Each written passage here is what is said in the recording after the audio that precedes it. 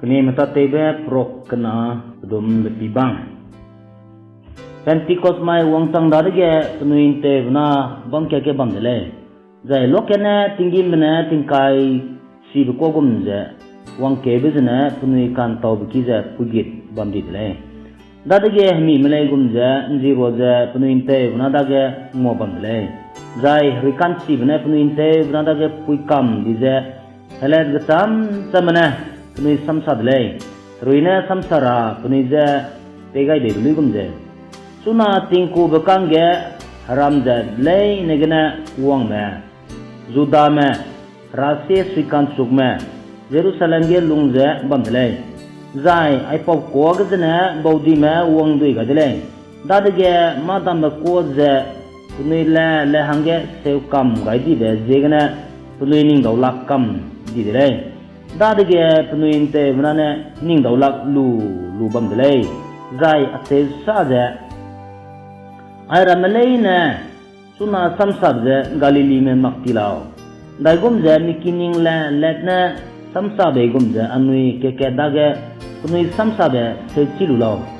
anui partia me met me ila me mesopotamia ram ge bame judea banai kapadosia ram ge bame pontas banai asia ram ge bame Phrygia ram ge bame Pamphylia ram ge bame Egypt ram ge bame Kurini ram samram be kange Libya ram ge bame Zai rom nam di ge kya me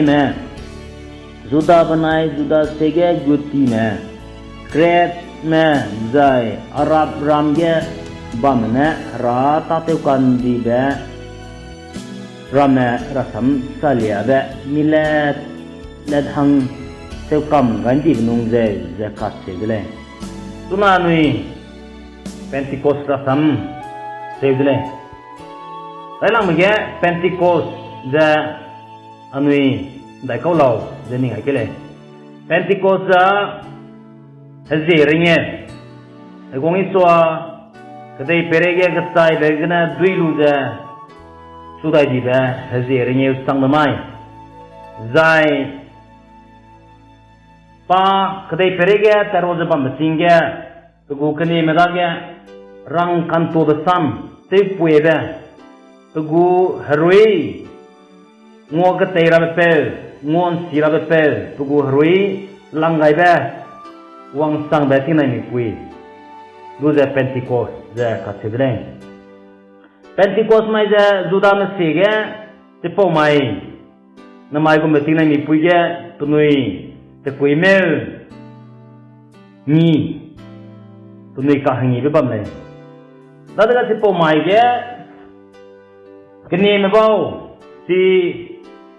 kelum rahangge uang di se bam le zai kini marama hegong iswa tunui je sawai lu je tati betangge kini marama Kenai marama uang roza tunui kelum de bamle tunui hingza tunui za te samarama tunui za kataga marama za hingza tunui kelum baiza kelum roza bam kan sigre jore tipo ting ya za si tunui Pentecost mai namai gum mai ge keni marama uang roza tunui kelum rahangge uang roza bamle Sipo mai ge Jerusalem gudu pokpat mingi ngira hangge kedai pere bamu sam begina Juda marama uang duida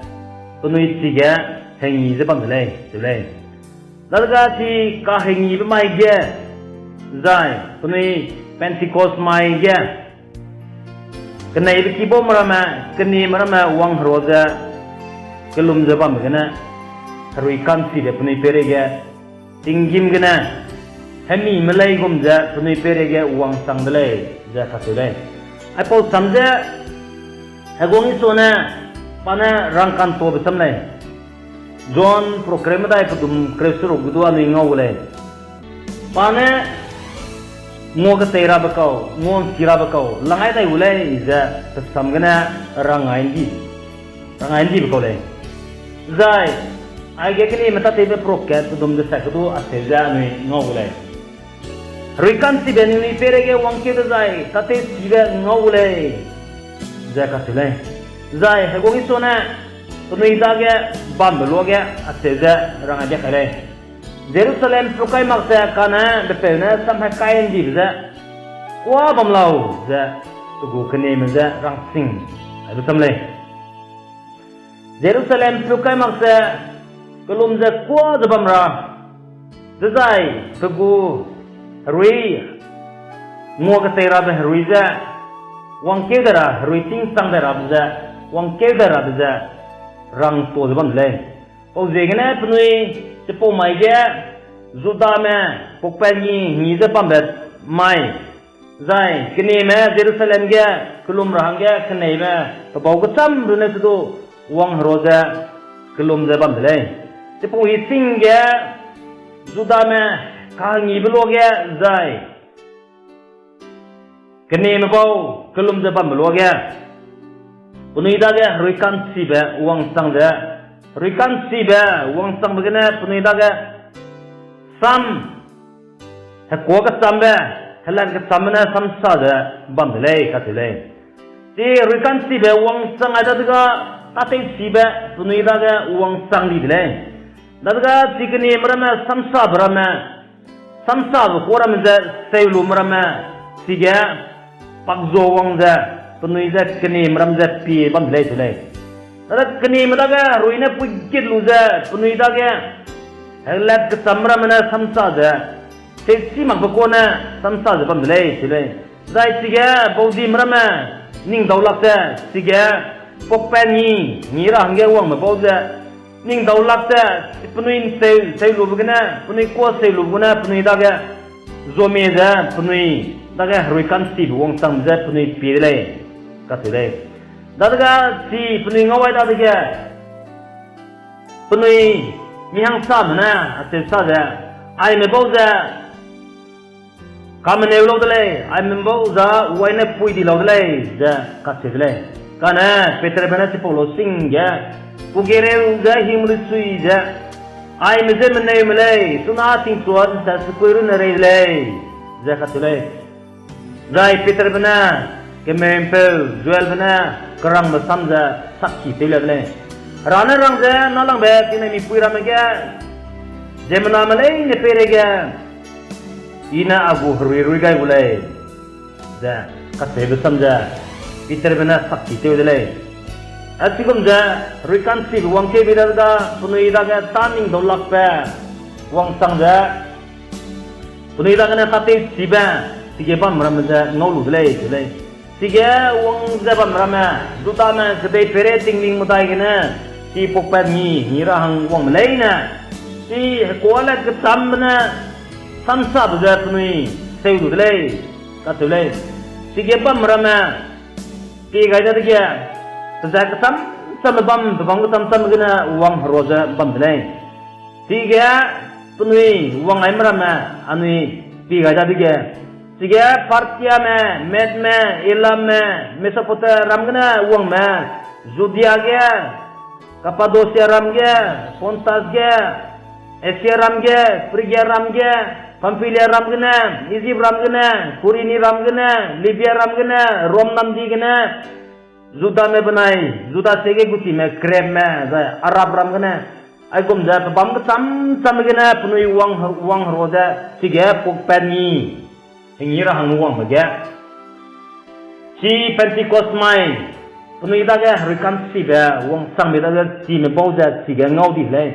daga kani maramna samsa da kola samana samsa da sige uang me le na ai me zat zamzuna si me bauza punui ko hangga si me bauna samsa bangga se kam milad lagna tipo kora maza se sigi dilai tulai daga si juda marama uang za marama siga normally na ning daulakta luza ai me bauza tuna samsa bauza galili me makilao dai gumza ni mikining milad lagna ai gum samza anui safety lu salao da punui ka se dilai Kung iso na pa punui je phukai makloge Jerusalem phukai makje qua bamlau te pewne sam hakai di je qua bamlau je rang sing gai do samja kini me pona telu je bamle te po tingge kini marama te bau ke sam duna bamle rui kan sibe wong ke tingge te po tingge Jerusalem phukai makje punuina kini me pona kelum je bamle tule te po tingge punui roge kini me rakyang na sangje bamrama Krista je kan mumme bau mina haiden karyarne bamle tule timze punui wang roza kelum roza bam kan sigle tule narga ti punui kelum roza bam begina ruikan siba wang ke changle ti ruikan si wang ke je na tate sibra ma ngau udle tule Jerusalem gena Judea da Samaria da kedai migdeulang betang da agu sakit me ninguina sangulai za rang toili da sambam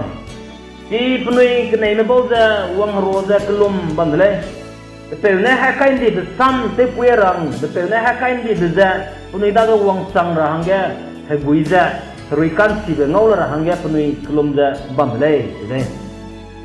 Dapat tipu mai Pentecost mai ke ruikan sibe puni daga uang sang ni le ruikan sibe uang sang daga puni daga taning daulak pe puni daga fruit su di le ruikan sibe ni perege uang kita zai tapi sibe ni ngau le da hakain tu ini ba rang tu ini samda puni daga uang sang da Pentecost mai uang sang daga ruikan sibe na puni perege ngota sibe daga Pentecost mai gina puni daga tapi sibe wang sangkam gidre ani pekele karai betingge hagongi soja punui kini marama ngoza bam betingge ndai gomja bam eba ni pekele ti kini marama ja hagongi so nagdai perege ta roza bam betingge punui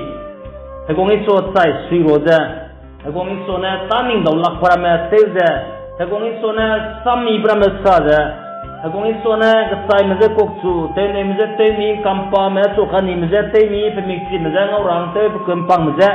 tayo rahangge tayo waj jaban mulai. Tipo tingge kini marama agong iso say sui jaban marama agong iso ja puni lunglay na pepa kaya sui jaban mulai. Karena tiada kangkilay. Pi agong iso lagi ngua sa pui na te ga ting so gi kemui ke ba hagong iso da ga bam rama hagong iso na agum ja pa sai rangya rang kan to blo ga to go kni marama agum ja bam le pa sai rangya rang kan to blo ga tikni maram ja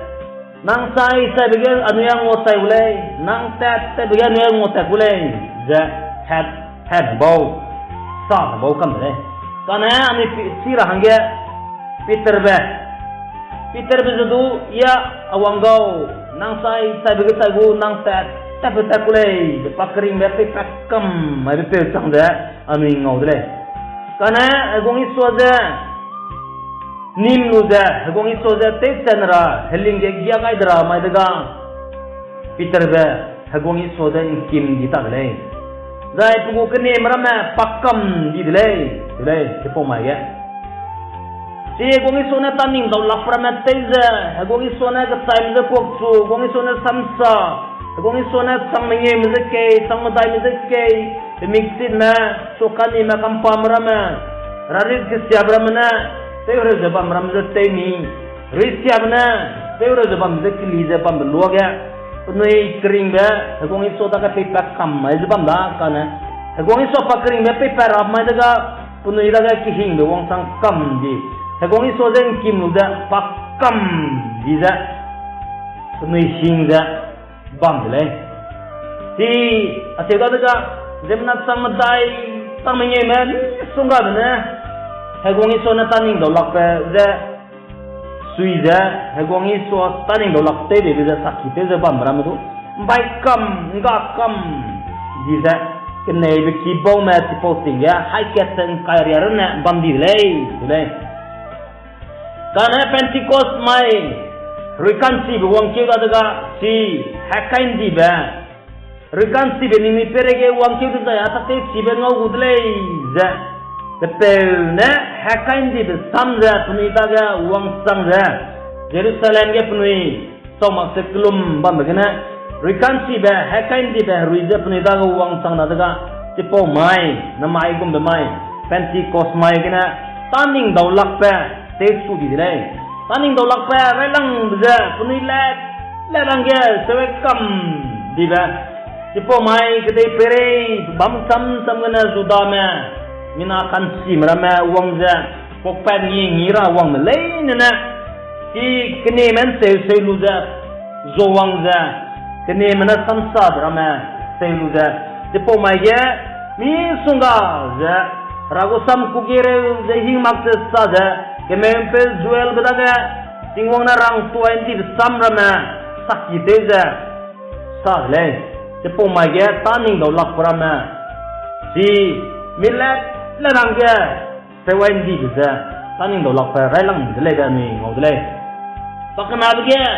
Peter bene samsa za tipo mai kugere za hing muli sui za samsa bene Pentecost mai ge zemana sang sum riana te kan ring ba ngau de le tipo mai kene bi kibo ga sang sum na bo si ai di ba ni ngau de le ti pakam di da kana tipo ro ge tipo tingya mina ha ke teng karya na bam ge Pentecost mai rikan si be wangai da ga kene bi kibo te pungai be ja tipo mai ge mina sang sum ria gum ja kene bi kibo ga bo si ai di le ja ka le Pentecost wang sang da ga puni da ga heroina pui di ja Rui buta teura me puni daga uang sang di depan le puni daga rikan si berui be daga puni daga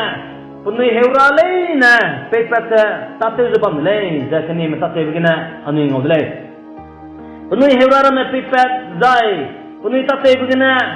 puni na kristara sam kugere je sakite depan begina main sang na rakyang na ga bawai si depan le jetule kini me tate be puro kana go pudum hadai suna ga ani ngole Zai, sikum za taning dau lak prama du te kami betara ma du te za bam di le le Peter be banai John be hagin sat kusum gum higa kulum kima sat lua ti kulum ki soga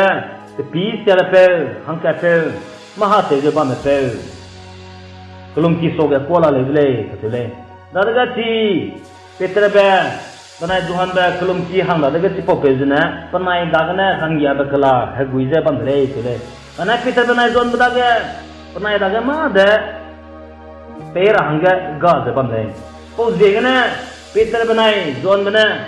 anai daga ma de ga le kagna nang Nazareth Isu Kristus jigna tatil lao beda daga tipo lo sing na ti pise ba pe kelum ki soga ma ha te peza Teu kami bengau luza, gute kelum kiga pesuida mbupta limza bamlei katile, dadaga si kelum kilunga bamrama ning daulak da, aiza kelum kisoga pisa bepe, mahate bepe maksmei za luza bamdi dele. Aigum da rekansi be wong kiu sang dadaga taning daulak perama, penuina ni sunga teu bamlei. Zai Peter benai, Johan bezudu. Bang be mai ti sami be panai na sa ba mjegna bang dele kini mata te be pro madai to madai ya mi ngole Peter be nai zon mena Krista za sakite za kugere za Isu Krista za sakite za ba mgna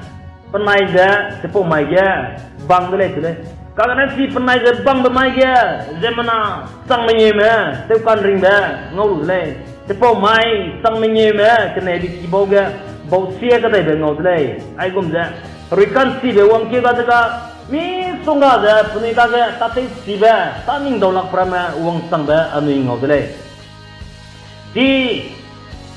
bau di maramana pielu ja puni ta ga kene maram lung pi ga ning dau lak bam le dai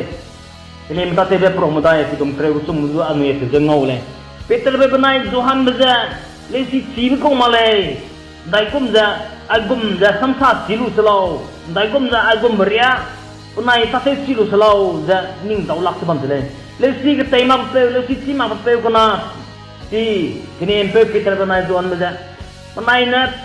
samsa bram za le si me na samsa gum ke ku ma ka si ma ke he me na samsa gum za punai da ga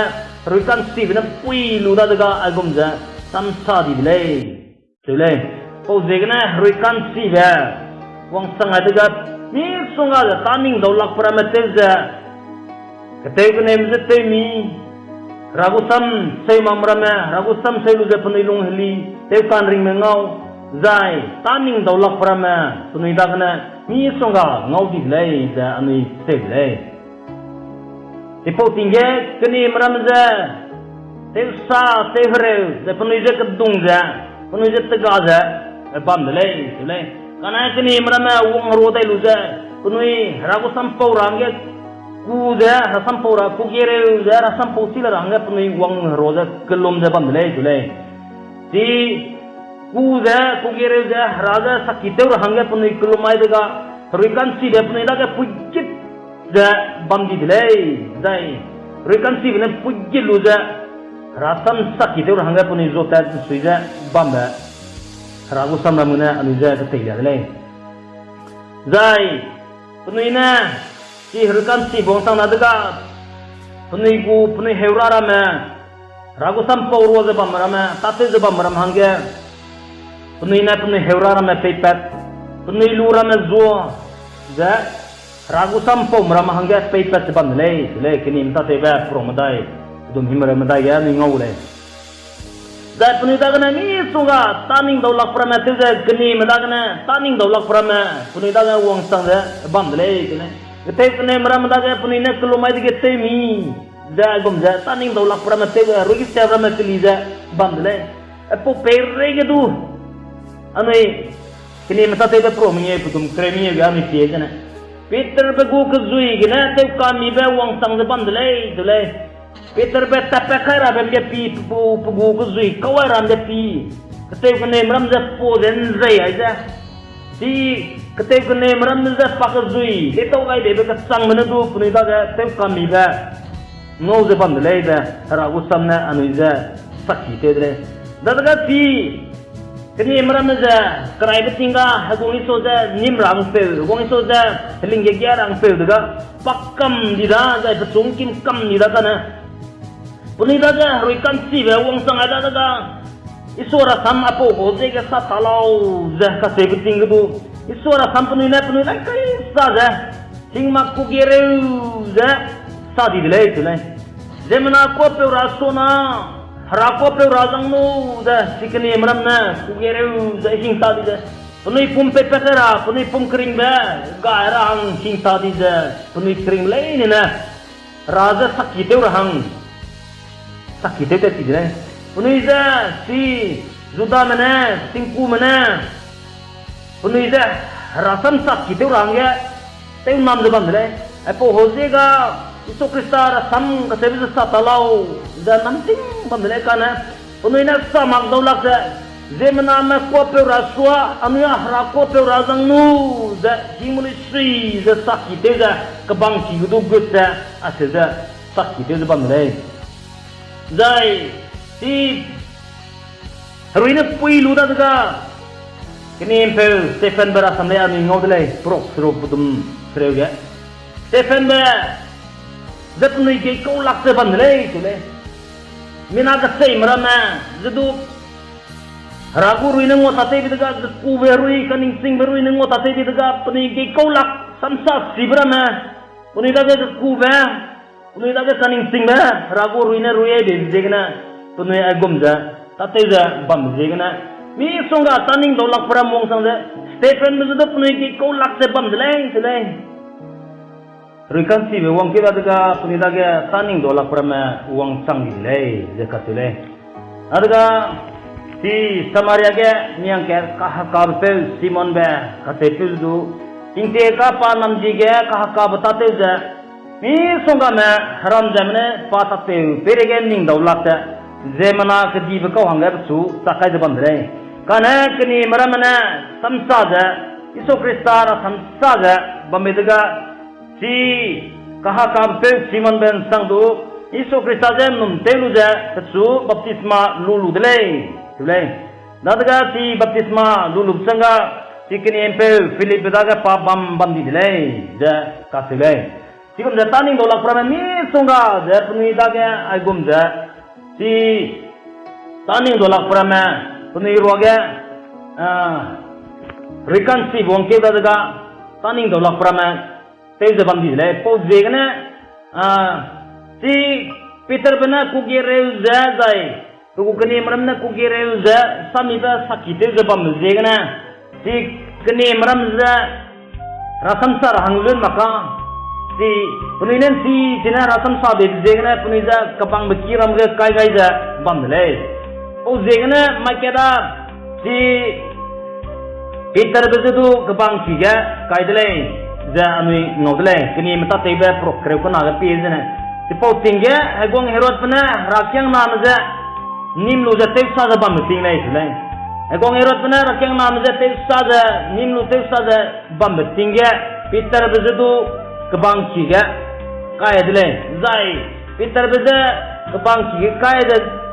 potsai muai jena. Potsai bermai jena Peter bezu samramai ra. Herot pena bezu samramai ra nggak ngopera bermai dile sile. Karena si kemui bihiga timuiga su kerai pe kena sepai me kena na geng kap kai luja bam le tule si pebage geng kap kai je bam gina si kemui bihigina su rikan si bena wong ke ja tinggi mangial bena pelak ya ki kewai le tule pelak ge kewai le sukulolau zakat tule sukulolau zepa su le dadga Hegeng kap te bagana ngai pra kegi le zai signa pa tati le le ai kum ja kabang kige bang ai ja bam beting du kini maramana puni hangga hare le ja bam ramangga kelumai dadaga ragutan ing dolak prama puni daga wang sang ja ai kum ja taning dolak prama na suida bam di le zai ani prokre sur kudu ani ngode le kini mta te prokre sur kudu Paul benai silas juga kebang cija bang ai mai gitu ai gumja taning dolak pe wong sang dele si kebang cija Paul benai silas bang ai mai mui gitu ting mui ja ketekan si wong ja ketekan si wong begana kebang ki ja penija bang ai prama kebang rerama saktap kam dija Paul benai silas itu si kebang ki na zopati le deh taning dolak prami songa Pentecost wong sangja rikan siba wong sanga daga taning dolak pramana suida ni perega bamdi le zai pol benda kana du taning dolak prami songa ami ngaudle pol benda serai beloga rakyang nam je tesa rahang rakyang nam je kataga be hangkat rakyang nam je bangra za ingde lulu za zopat pe kana pol benda tu si taning dolak pe Pentecost sang daga taning dolak pe wong sang ja Paul bedu hagong isona nim di le zai Paul bedu na hagong isogu jamna batau di bekau tan kedi bete bekau hangkat sang dai di le zai Paul bedu kana to mi songa ja taning dolak pra ma teu ja keteu kene mram je te mi ja ketai mi tu kok su ja Paul bedu kana to ani ngau de le zai chiren na se Tebage peguro malpai zai tebanui pai la magana du si keteu kene mangga mi banui pai kene tebanui pai kene nziza mi songa keteu kene mi te mi ja taning dolak prama teza bam le ba pol bara samna du ani ngaudle ai kum ja Pentecost mai wong sang daga mi songa taning dolak prama teza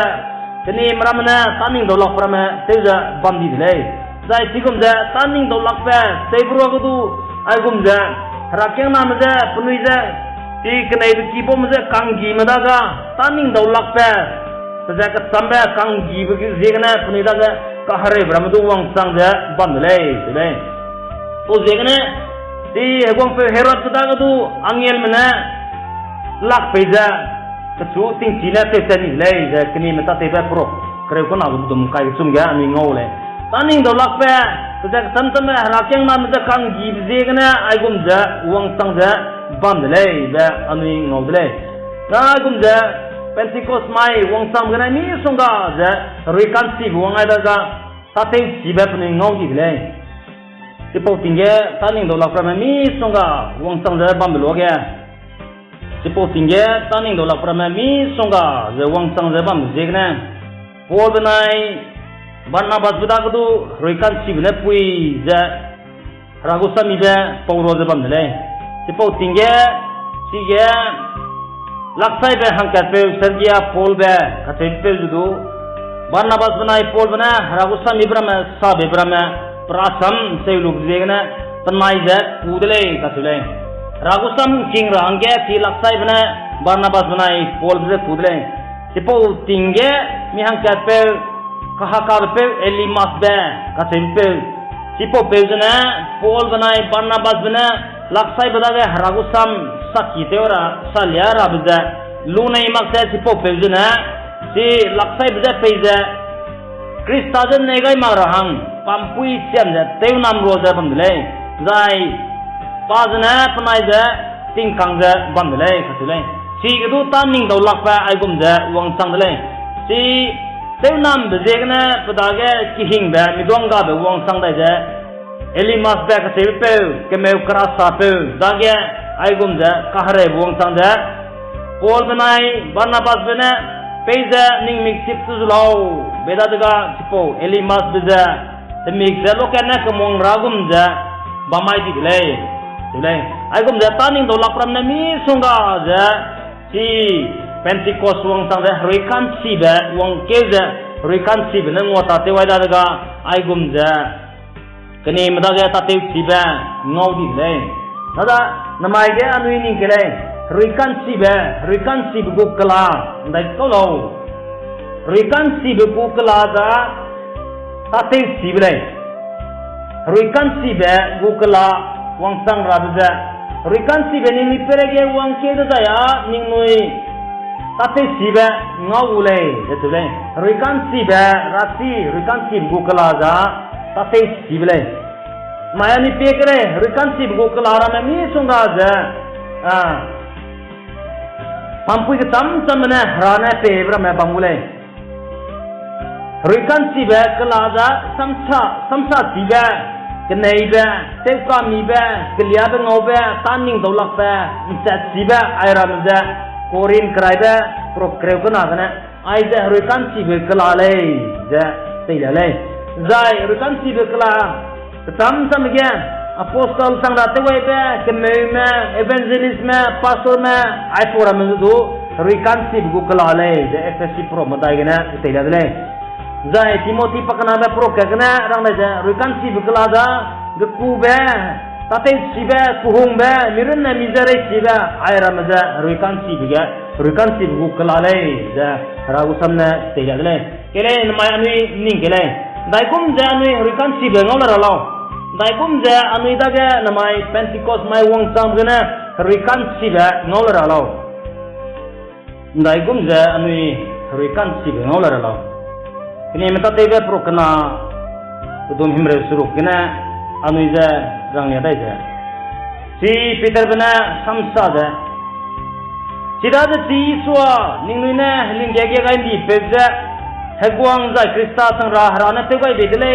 bida Israel me ki dui mele ne pede sising le law za Peter bana samsa le khatule dadaga si apo sam seilu gana si seilu mza panui lung rai be gum za bam di le dadaga si panui na Peter baza kani imramza ne za anui puina magaw anui ndai ko teura law za panui ka ne gutele Dai gum je rekansi be ngol ramai je kan nei buloga Peter bena ai gum jarang le Peter bena ningui lung ali zulau zai te bena ningui kamui kulen bang iso Krista jigina baptisma lu zulau du da rekansi be kala ningui ngau udle je kasile anamai anui rekansi be dai gum ngau ralau du na anui lung je rekansi be ki anui lung de rekansi bu temple sang de anui lung heli de na rekansi be ngau de ba ragu samna anui de tere anui lung heli de na rekansi be ngora ai ge rang ai de นิ่งไม่ลงฮัลลีดูสลาวจะได้หรือการสีแบบเงาบุตรเลยอันนี้นะไม่หรือการสีแบบเงาหลักจะได้เขาเทวินเล่าจะได้กุมจะได้หรือการสีแบบเงาเราจะนะอันนี้ลงหรือการสีแบบกี้หรือการสีแบบบัมราแบบบัมจะเต็มสีอะไรแบบรากุสัมนะก็เตะเลยก็เลยให้กงอิสวารัศมานุยให้กงอิสวานะราคีเทกันสีแบบรัศมานุยปีเด็กเลยจอห์นGospel prok kena gu pudum kresur ga aseurang daja hegong iswa Jerusalem temple ga kelum rahang ga gut pelo ga si Jerusalem temple ga kezo ma kelui ma rangkang siak ma tepene zo marama mi songa haraki lungna heli hadat la legre dadaga hegong iswa na aiza betaumak tele kasebeza daite je apel kiza halika hada pikiang se wailau je hagong isona si te pel kiza te kan si le te pel kiga si ge halika te ma ka zo ma ka luina rakang yang maran je panakli to je te pel ki te kan si le ai apel kiza daite je ningui halika hada pikiang ge te wailau je apau kiza halika hada pikimang le le Nadaga namai anui daga pi kangkale anui lungda anui gu temple da agongi sone Jerusalem temple te kan sigum da ir peze kulum rab kiza likata ki pui di degna raki raming auge raki tang ta di da bam di degna namai anui dag du aigum da pi gai kana kile anui daga kedai pere lung takra mena pui da bam di degna anui dage ruikan sibe gutsilak de pamdele perge kulosa proksum dumenye guna atuja keteja ningui dage kete reli lung takra mate chanalao hangle tebe kahababe kesutsilak be kata kumbe dule ai ramze anui dage hangle tebe lung kahababe kesutsilak be kata kumbe ai ramza ralu tebe de kakelum dele ja rangai dele ragu samne Nana mai ralu tebe amida ke bam di jan dai kum ja rikan sib kiga ralu tebe bam di ja dai kum ja amida ke rikan sib ami ngosil ralo rikan sib bam ralu kiga ralu tebe ma hangle tebe ka babe ke silak be kata kum ma ai ralu tebe ram ja bam di jegna rikan sib ai bam di jana rikan sib gutila le Agong isona tepel je kelum rabaki tepel kiga halika te marana rangkang yang ma ke zo ma kelui ma kata kombe merora ma bam di jena tepel kiza halika te pikiang te wai selau za tipo ramza ka keli gum za nama ini daga rikan siba gutila puja rikan siba gutila rahang ningui lung hali zulau za rikan siba ngau dele anu idaga kesiabe lui lung rame hangle tebe ka babe kesutila pe ka ko me ai ralu tebra mja kli to kam anu lung heli design namai rikan siba anu idaga wang sang gudele be ragu samna anu jaga tele rikan siba anu idaga wang sang ai dana kini mena sateze bam bumja rikan siba kala anu idaga wang sang dena rui ragu rui anu idaga rui ai dena anu idaga ni songa ja anu idaga na rikan sib ko ta teurama anu ina tege ada tanu dele